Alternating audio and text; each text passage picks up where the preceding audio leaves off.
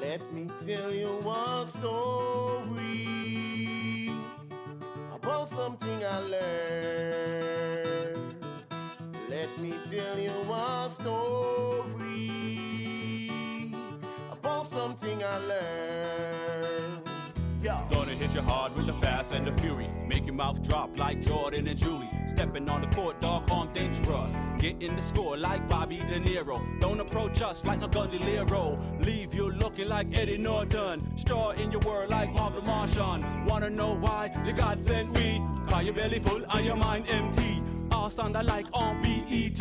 How many naked girls do you see? Like Miss Awalad, me can't believe me eyes. Won't stop rocking till the boat capsize. In the holy water, wash off your disguise. Always go back to your dirty big style. Damn big, you left them hypnotized. Soldiers dance in the middle of the night, smoking trees and chilling with wife. Fridge got food and the kitchen tight. I got a big dog and him off at night.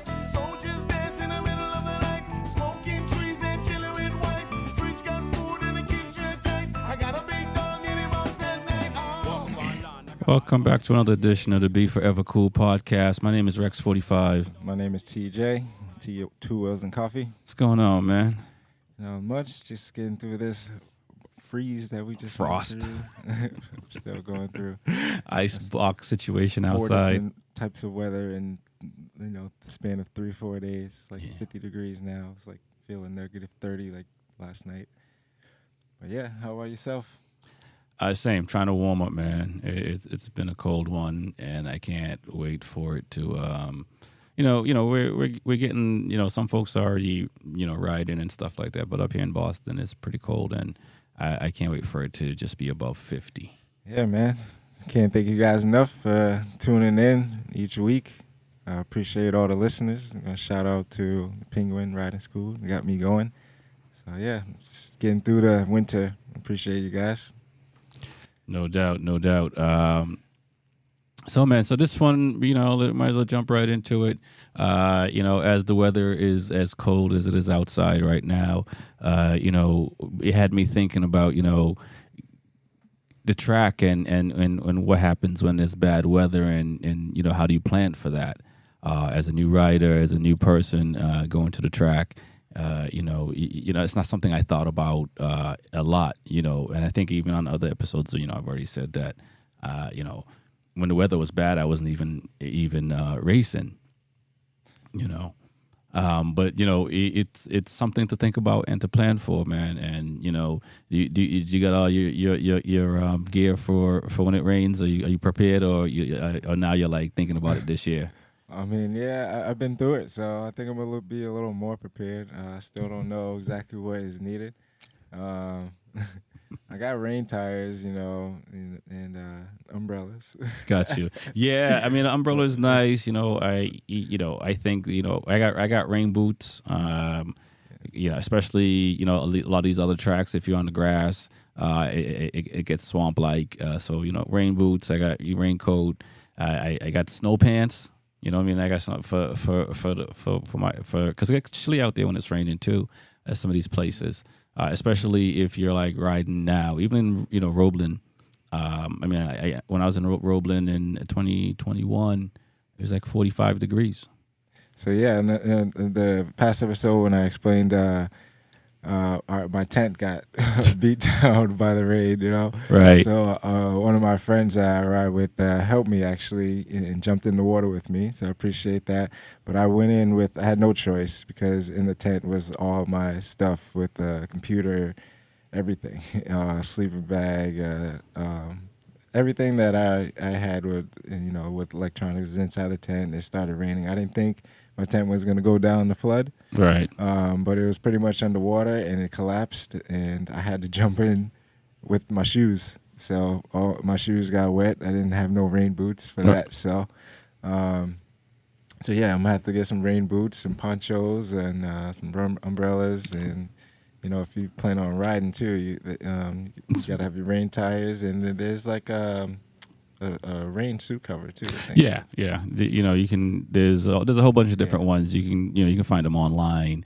You know, if you rock Dainese or Alpine Star, they sell them. But if you have other, there's generic brands, for lack of a better word, that you can get. So if you are racing in the rain, you're not completely wet. Yeah, my shoes took like maybe a week to dry. All right. So you need some extra socks. You know, and yeah, always, you know, when, you know, if you got a canopy up, you got to be like, you know, I'm on my fourth or fifth canopy or something like that. I've invested in more expensive canopies, the ones that I can replace the parts on, and so that way, if a leg is broken, I can replace a leg versus tossing the whole canopy away, which is what I was doing for the first few that got destroyed. But now, you know, or, you know, if you buy one, you can buy one with warranty on it. And so that way, if something happens, you can get it replaced. So, you know, I'm not a big fan of warranty things, but things like tents, because the weather's going to be bad. There's no question about that. And this, whether you are at the track when it happens or you're woken up by it, by your tent slamming against your trailer. It always finds the track for some reason. Yeah, for sure. So, you know, it's always good to maybe look at warranty for your tents and, you know, finding good ways to secure your tent so it doesn't even if you had it cemented and just the wind alone will just destroy the frame, you know. So yeah, I still don't know how to really prepare for it. I mean, I think I got the worst already as far as going to sleep, you know. I got to have that part right. Like you said, you got to pull that tent down if you know the rain's coming, bring some extra shoes, extra socks just in case, you know, have some shelter. No, seriously, and even like, you know, be mindful of your toolbox, because you don't want to come out and your toolbox is full of water, because that's happened. Because my tent knocked bike over, toolbox over. You know what I'm saying? It like ridiculous, and it's always happening when you're like on the track. You know, everyone around you is on the track as well because you guys are in the same session. Right. You come back and everything's down. Yeah, no, for sure. Unless you got help with you know, can keep it secure for a little bit, but you know. Because even at Loudon, I had a tent, a canopy destroyed. Just wind. It was just so windy. I thought it was secured pretty well, and it just rocked back and forth. And, you know, I had to replace a leg. Yeah, once a leg is gone, it's gone. It's done. So, you know, it's, you know, weather is something to think about. And, you know, Walmart or any of these places, you know, get something that just, you know, keeps you dry, because there's nothing like, you know, being around the track and being soaked in the rain. You know, I still haven't been on the track riding in the rain with rain tires yet. That's still a goal. Well, you know, you'll have that for 2023. I suspect at this point, you know, you're just gonna change tires and go out there. I need a B bike for that, like everyone else. Well, you know, hey, you can have whatever you want.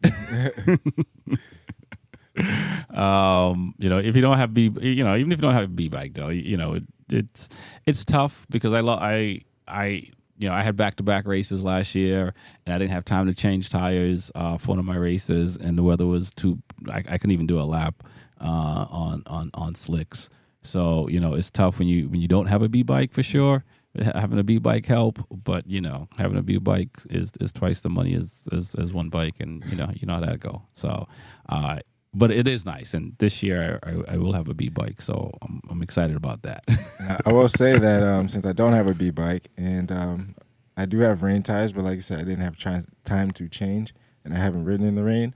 I had to forfeit a few races because it rained. Yeah, it's tough, man. It's a gamble. I mean, I think, you know, it's hard, especially when the rain is inconsistent.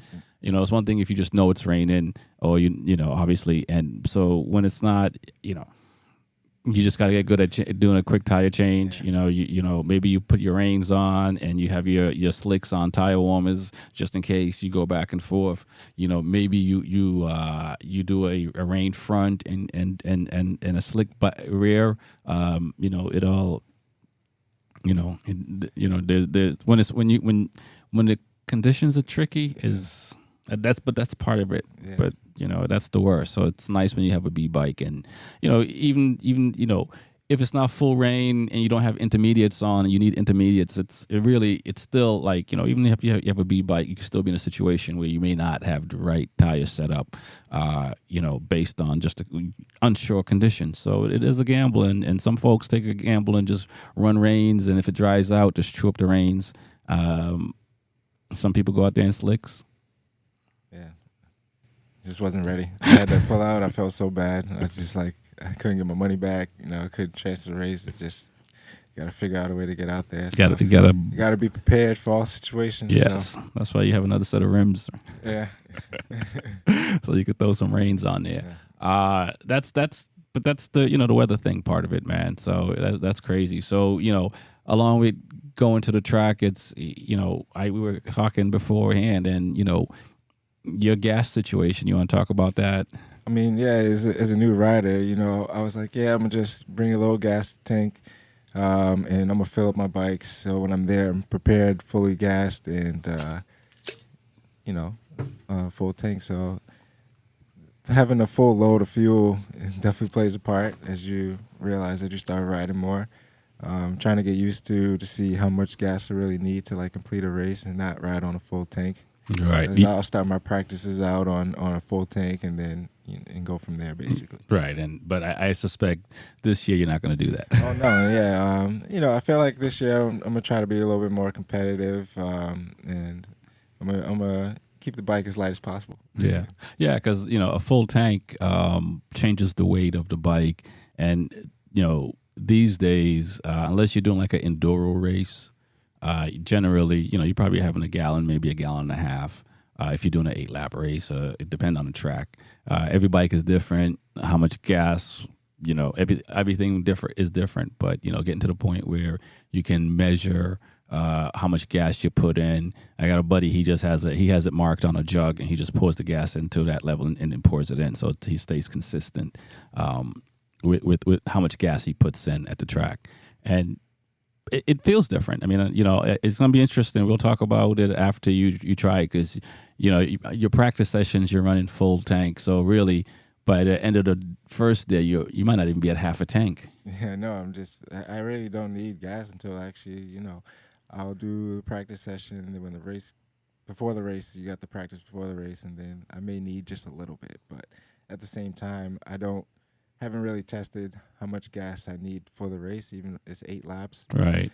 But when I come back, my light's not on or anything. So I had maybe one race where my light came on, and I was praying that I made it to the end. Mm-hmm. But, that was just me thinking I wouldn't make it. It's not, 1.4 miles or something like that around the track, something like that. Yeah, I think it's 1.6. 1.6. Yeah. Yeah, a little under 1.7. And then full gas, I'm just like, am I going to make it? And I never really seen anyone run out of gas. I've seen one person, actually. But right. He made it to the finish line, but he actually really measures. Got you. Yeah. So now I'm more interested into that field since I'm getting more comfortable. And I feel like I know the bike more, and just ready to try it out. Yeah, no, definitely. Gas plays a part, and, for the faster rider is, the top guys, they want their bike as light as possible. And so, they are definitely measuring fuel differently. You'll see folks that got a fuel stick, they can see where the levels and stuff like that is at. It does play a part when when weight matters, it definitely plays a part. And you see the MotoGP guys do it, and World Superbike at that level. These guys, they got it down to a science, and you see people finish the race and run out of gas. Well, yeah, they also measure them because at that point, some of those guys are using that MR12, so they got to know how much they're putting it in as well. Correct, exactly. The MR12. I mean, we could talk about that. Is that what it is? Yeah. We, race fuel, definitely, because they measure it in and they take it out at the end of the day, because the fuel is bad for the gas tank when left in overnight or just left in. So that's a whole different ball game. And I 93 is generally what I've ran. I haven't ran. I think both bikes can go. I know the KTM can go race fuel or gas pump, regular gas, and so I've done that. But I think this year, especially on the smaller bikes, the race fuel matters, because it gives it a little bit more. And I saw that last year, racing against two guys, and it I didn't know what it was, but I was just like, I couldn't gain on these guys that I was able to beat before, and then after the race, he was like, yeah, I had to put race fuel in to be able to get in front of you. But it is a whole process, and so I at this point I don't know if I'm, I feel like, I mean, there's enough contraptions and stuff out there that it makes it pretty easy. So I'm not gonna sit here and say it's hard, but it's just one more thing you add, and you just got to be conscious of, because you don't want to destroy your gas tank, but you also want to win races. Yeah. So this year I'm definitely going out with more organized, I would say. So I'm trying to keep tabs on a lot more things, such as tire pressures and temperatures outside and gas levels, and try to write them down and try to stay more consistent and just improve from there. So that's all you can do. Yeah. Taking notes is a big part of this thing, and I haven't really, it's more like mental notes. I'll take small little notes and on a book to remind me of stuff, but right. However it works, whether it's on paper or up in your head, as long as you have access to it. I for one, I barely write stuff down. So, but through repetition and through like we've talked about, from your focus, right, your routines and stuff like that, that all helps you, gets you locked in for when you go out there and the lights go out. Can't wait. Can't wait. Can't wait at all. So all the tests are out. Bikes are starting. So. No doubt. So now with fuel and and rain gear, and now as a new racer, and you brought this up actually. Developing a riding style. You're going through it. I've gone through it. Everyone goes through it. Let's talk a little bit about your method and what you think where you think your riding style should be, and how do you look at it at this point, and how do you, we'll probably touch on to the cameras, because how do you judge when you how do you look at yourself and kind of fix or add or whatever to your riding style? I mean, I really didn't really have a riding style. I thought I was just lean off the bike and looked at some pro racers. I always wanted to drag my knee. That was like a thing. And once I did it, it's whatever. So it was more of just keeping the bike in line. So I realized you got to develop a style that most fits you on corners at your pace. So I try to hang off, keep my elbows out or tucked in on the straightaway, and keep my feet in the right position. I try to look at experts and riders who actually can get good times and see what they're doing with their position and how they're switching over, and try to incorporate that, how my body can flex, how flexible I am right. to that way. And then as far as the cameras goes, I always had cameras on my bike, even on the street. So it's just something that I've come through with, and it's been helping me with my lines and my body position as well. So I think cameras play a good part in that. But yeah, how about yourself? Yeah, I mean, I think for me it was watching, races, whether MotoGP, World Superbike. I as soon as I got into racing in 2013, I started, signed up to MotoGP and started watching the series and doing all that. And for in the beginning, I had riding position. I was sitting upright going down the straightaway on the SV. I didn't know anything about really tuck in and so on and forth. So by I think 2015, that's I was more aware of okay, well, I need to be doing these things at this point. And one of the big things for me was I wasn't in the shape I was in to maintain that riding style, to get off the bike and use your abs to hold yourself up, and taking weight off the bars and stuff like that. And all that came with with learning, I guess, because I had to pull out of races because of it. I wasn't in shape and stuff like that. And so in 2015, thereabout, I started working out more. Really working out, and so I started developing a riding style, but then I switched bikes.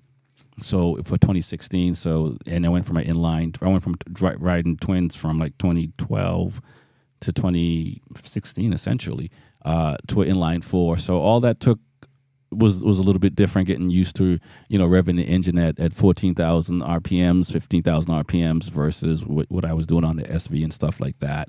And just the bike was wider, so my body position again changed because of that. And then, the following year I broke my hand and, and so forth. So lost my spleen.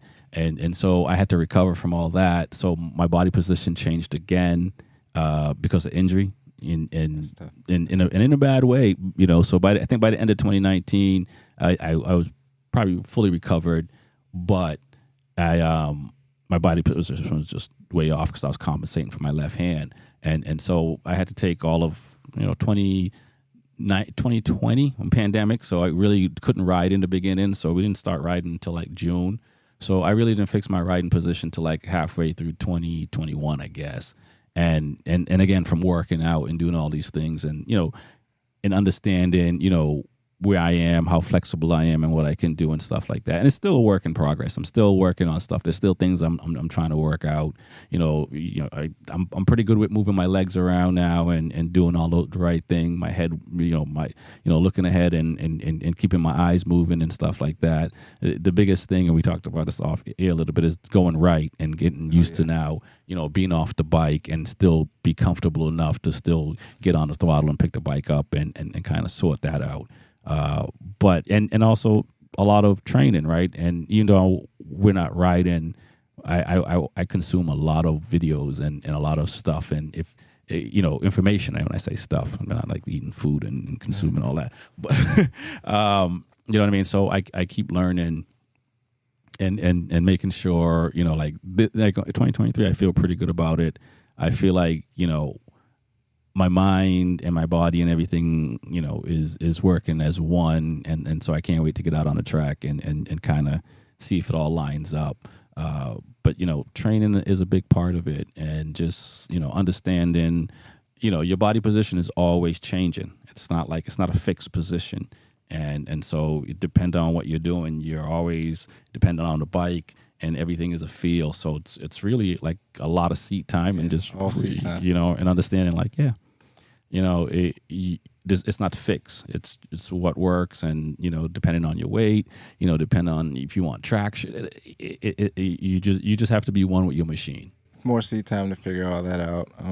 Like I mentioned, I had to throw my street riding, routine out the window when I got to the track. Like I tried to bring that to the track and learn through the Penguin School of how like my style of riding and learning the track on like how they teach it. And with the pictures that they put out, you just see my hands just pushing the handlebars, and I paid the price for that. So figuring out that you can't have bar input and realize you gotta lean off the bike a little more in corners and use your foot to push down, and on straightaways like put your butt all the way in the back or try not to sit down as much. And right, there's so many things to work on, and I had to throw my riding style out the window. So I'm still, like you said, it's a work in progress, but look at all the fast guys and the people who can drag elbows and stuff like that to see how they're getting down there and what are they doing to move the machine as fast as they're going, and try to change my style towards that matter. But right, training training does help. Is every time you lean over from left to right, it's like a mini squat. No doubt. And I was always, I still feel the same way. Like I mentioned, I always feel like Marquez. Like I feel like the left hand is like how I like my best way of hanging off the bike. Right. We're not fortunate at Loudon to have that many right turns. So when I look at my pictures or when I'm leaning to the right, I just feel like I'm frozen up. Right. I just feel like I'm not coming off, not looking ahead. No, so that's something that I'm just trying to work on. Right, and I felt the same way. The the Loudon has a lot of left turns and not too many right turns. So, I think for me, when I started going to new tracks, I realized like I suck at right turns, and I had to work on figuring all that out along the way. But it is, that's the beautiful thing about if you can get to new tracks and different tracks, so that way you can kind of work on different riding positions. And so for me, long time, I still feel good. Left, it's easy.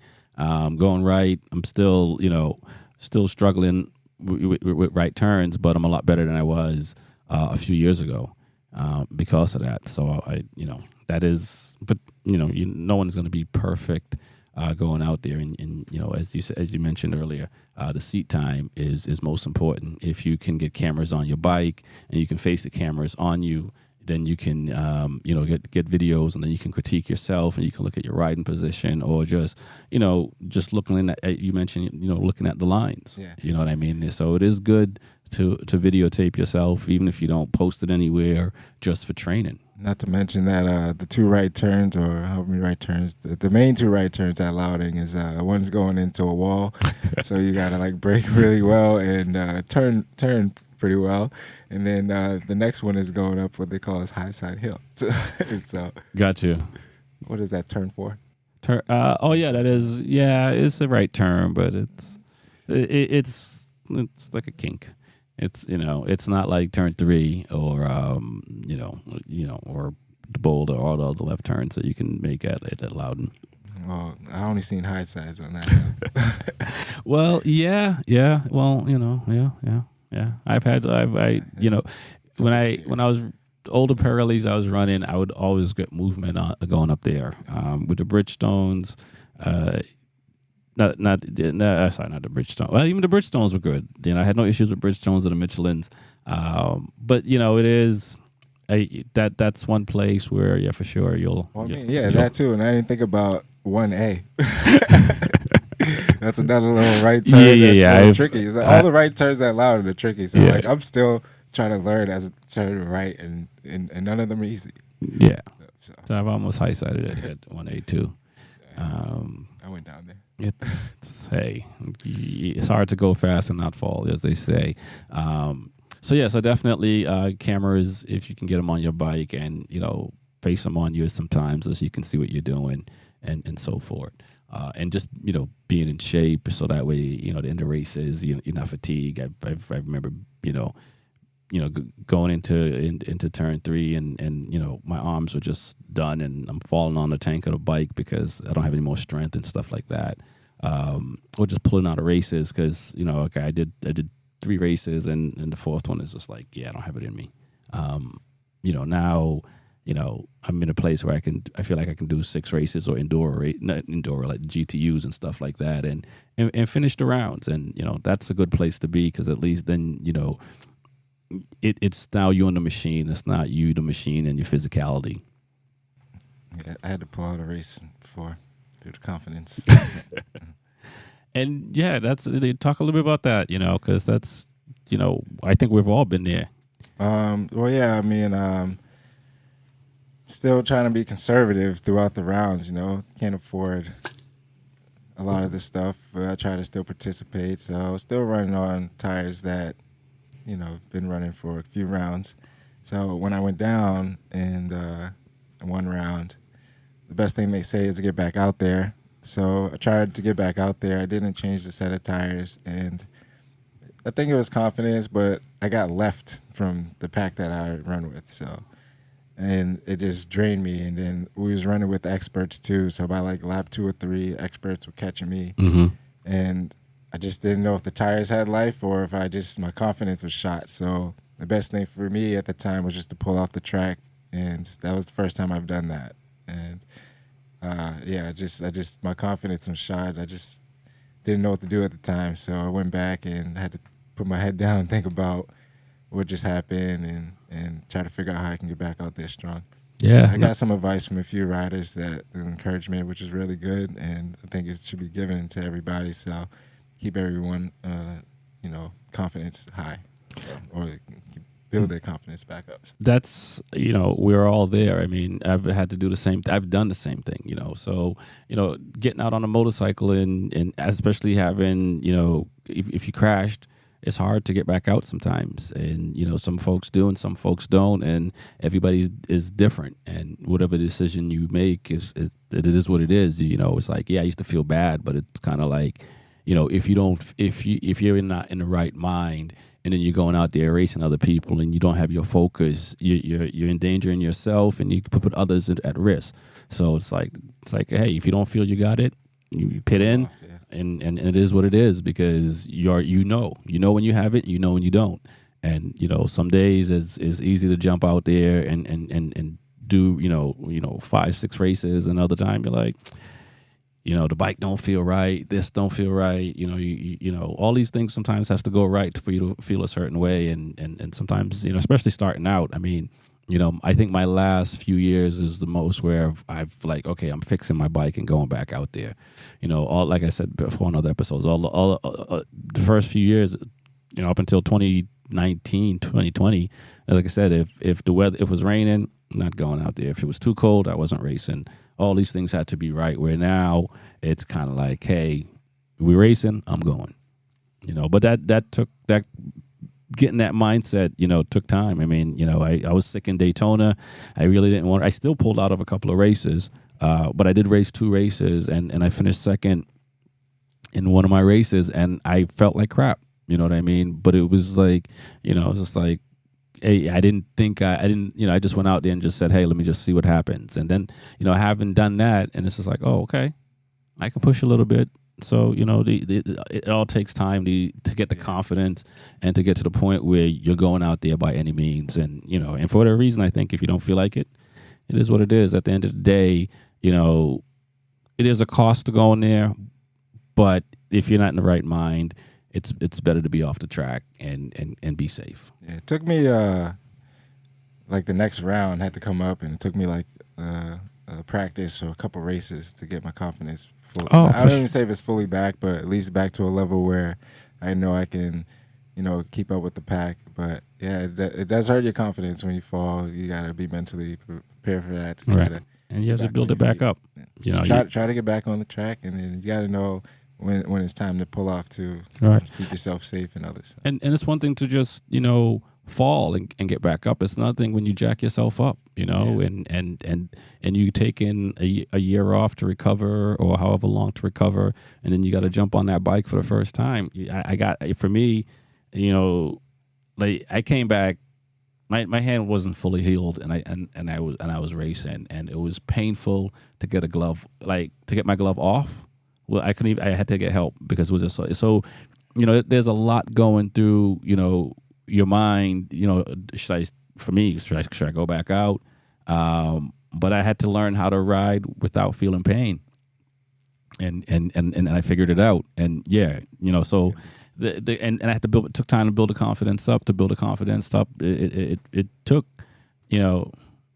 like I said, I started running in the middle of the pack probably in 2020, end of 2020. You know what I mean? And my accident was in 2018, and I started riding in 2019. So, it for everyone it's different, but it could take some time, and it is what it is. So the confidence part, man, is huge.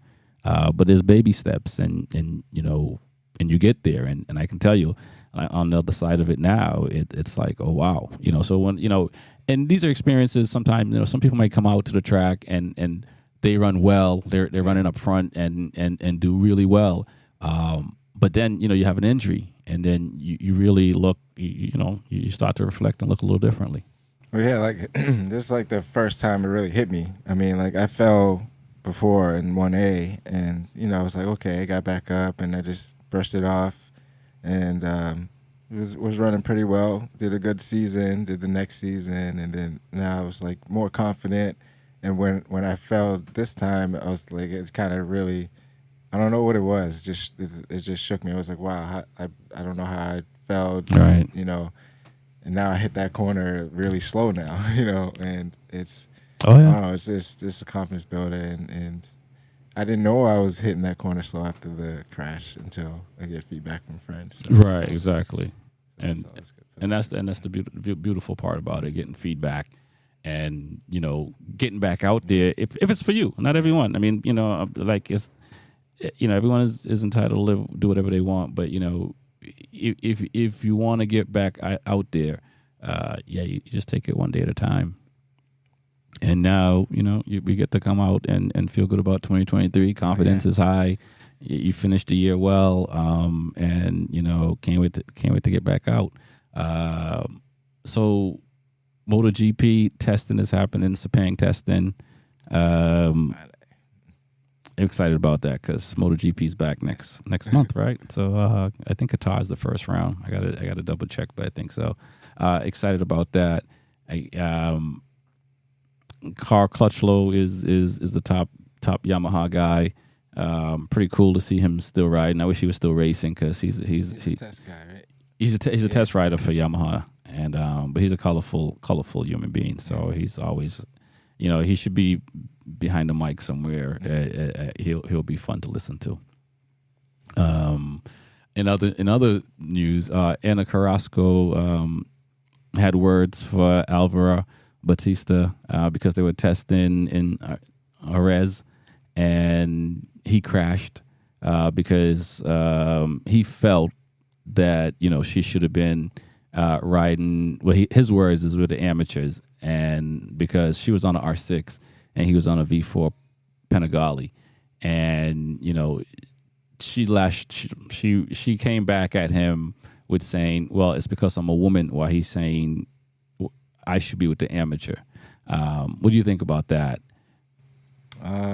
Yeah, like you said, I think it was just a wrong word of choice. But yeah, I think she should be out there. She's she's on the right bike to be out there when they're doing the testing. Right.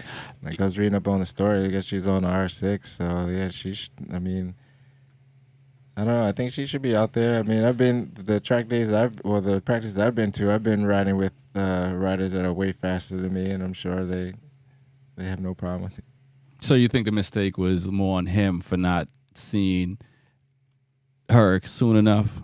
Because I don't know like what pace she was running, or I don't know if it explained that. Right. But yeah, like it could have been in a guy that crashed too. Right. Yeah. No. My take on it is probably she shouldn't have been on the track with him because it's a 600 versus a 1,000. Yeah. And we've had incidents at Loudon with skillful guys on slower bikes. You have a faster bike coming up on somebody quick because it's just a difference in horsepower. And I think that's the situation there. I think for Alvaro to say she should be with the amateurs might just be a wrong choice of word because maybe they should be like a 600 group. Like at Loudon, right? I mean, well, Loudon, the 600 and the 1000s run together, right? So that's whoever set up the classes for them to run. Right, exactly. So it's not her fault that she's out there. Exactly. You know what I mean? At the end of the day, you're supposed to, you're supposed to see all this stuff. So I think it's wrong choice of words. I don't think she's an amateur. I mean, she won the 300 Supersport title in 2018. She's racing in MotoGP, in Moto3, and she raced in Moto3 back in 2015, and now she's back in Moto3 for the last couple of years, and went to World Superbike. So she got skills. Yes.